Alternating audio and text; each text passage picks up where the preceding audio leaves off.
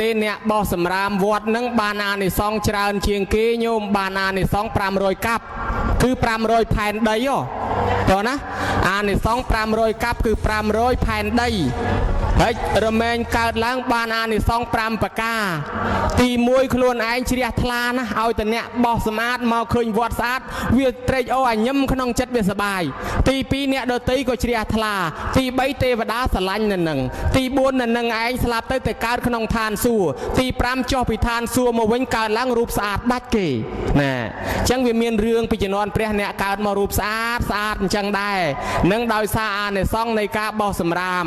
ក្នុងបុណ្យខ្លះមានកម្មវិធីនឹងអុជកំជ្រួចបង្ហូតគោមបើមានអុជកំជ្រួចបង្ហូតគោមតោះណាអ្នកអុជកំជ្រួចឬក៏ជួយ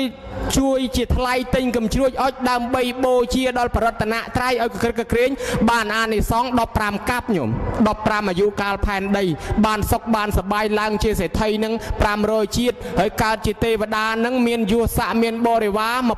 1000ហើយចំណែកខាងអ្នកបង្ហូតគោមអ្នករៀបចំផ្កាភ្ញីទៀនធូបបូជានៅក្នុងកម្មវិធីបុណ្យនឹងបានអានិសង្ស12កាប់បានកើតក្នុងឋានទេវលោកមានបរិវារ1000ដូចគ្នា